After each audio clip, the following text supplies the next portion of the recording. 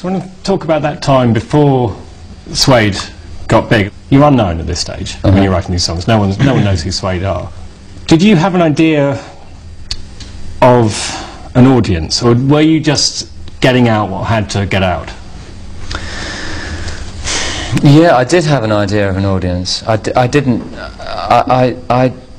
wanted to write songs that were poetic and beautiful and sad and sexual, and I didn't see anyone else doing it, and I knew that people out there would want to hear things like that, that would want to hear a documented reality. Yeah, I did have an idea of an audience. You know, I suppose, you know, a lot of people sort of sitting in bedrooms on their own, and yeah, I didn't see anyone speaking to those people. Well, let's put it in the context of the time. I mean, this was the very early 90s. This was the grunge era, so Suede were really very different. First of all, you're English and you're singing about very English things. Yeah, yeah. So that must have been a way of instantly marking yourself out. Yeah, definitely. I mean, I was kind of very aware of being the kind of writer that actually writes about his own life rather than writes about the life of, through the words of John Lennon or the words of Jimi Hendrix or something like that. I didn't want to do that. I wanted to document how I saw the world, and I saw the world through the eyes of a poor, white, frustrated male, and that's kind of like, walking around shit-stained streets and, eating chips and stuff like that, and living on the dole and all of those kind of things, which kind of became Britpop cliches, and the Britpop thing kind of mutated into a kind of beery cartoon. But initially my kind of vision was something a lot more kind of realistic than that, I think. Well, maybe literary as well. I mean, it reminded me of, I felt there's a touch of Joe Alton in there. Yeah, absolutely. There's that kind of, there was, if there was sex, it wasn't sexy. No, almost, it certainly wasn't. If it was sex, it was about sexual failure. Yeah, and sexual frustration. It wasn't about kind of cartoon hard-ons or anything like that. No. There was something about failure in there. It was which almost, I suppose was a kind of inherited from the Smiths and that sort of thing, and I'm not kind of claiming to be completely original there, but for me at the time when lots of the music was, a very cartoon rock from Seattle, it did seem like it was our own thing, and singing about life in London did seem a very fresh thing to do.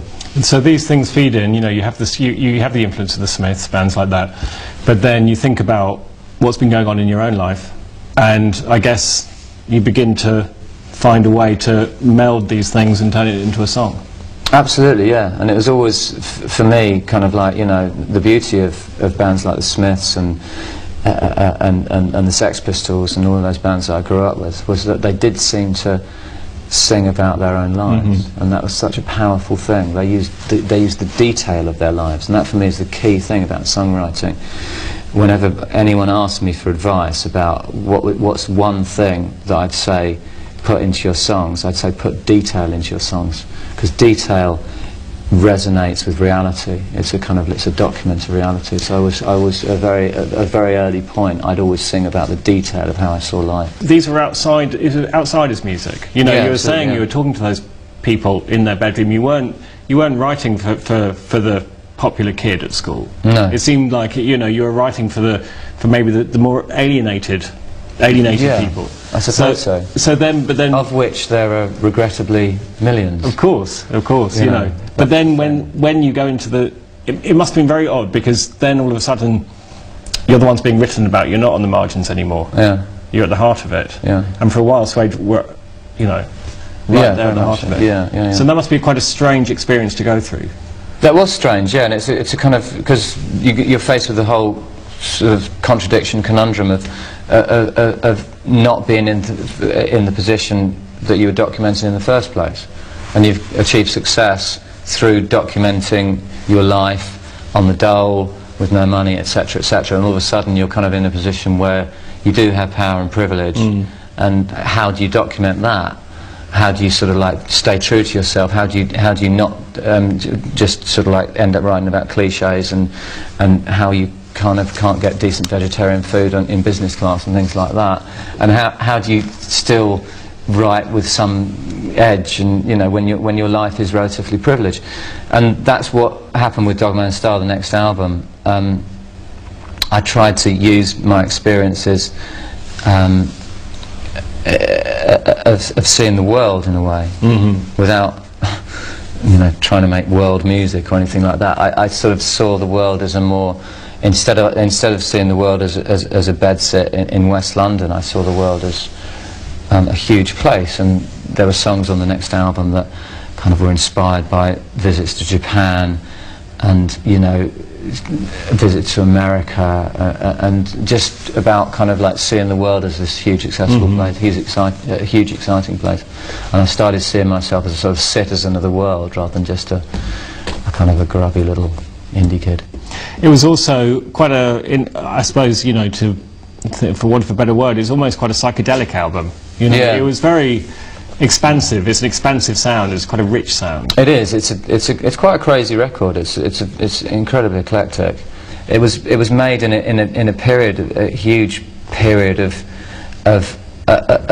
productivity, of creativity. It was you know, I rented a house up in Highgate, and I literally just isolated myself for 6 months.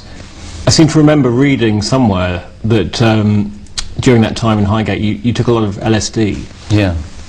Can you write on LSD? I mean, you know, lots of, you know, I've got a kind of pet theory about all this. It's lots of there's lots of kind of nonsense in the media linking drugs with creativity, and I just think that's absolute rubbish. I just don't. I don't think that. I think that the point is that the sort of people that have creative minds tend to be drawn to drugs, but drugs don't actually inspire creativity in any way. I mean, I did take a lot of LSD, and I take a lot of ecstasy when I was making that album in particular, and maybe it was all part of the craziness, but I can't say whether it made it a better album or not. Maybe it would have been twice as good an album if I hadn't.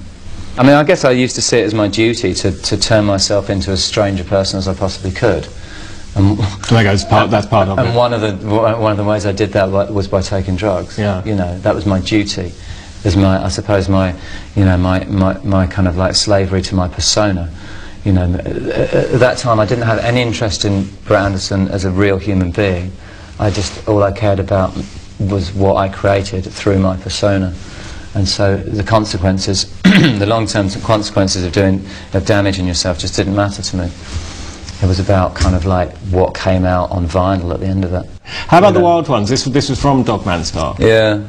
Can you remember writing that, and what inspired it? Yeah, I mean, it's, you know, I took the title from a Marlon Brando film, but the song is just about, you know, the failure of a relationship, like lots of my songs are about. The breakdown of a relationship.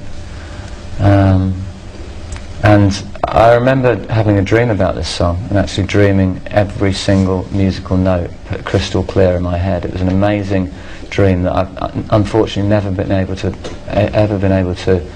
have since. But that I heard every single note of the song in my head in my dream, and it was just such a bizarre and wonderful experience. That's incredible. And so the following day presumably was a productive day after that dream. Yeah, no. It was kind of while I was writing it, so it's kind of like, it was just so in my head. I was so in the thick of doing it. Yeah, but this is a song that, if I had to choose one song that represented, that I'd be happy to represent my whole career, it would be this one song.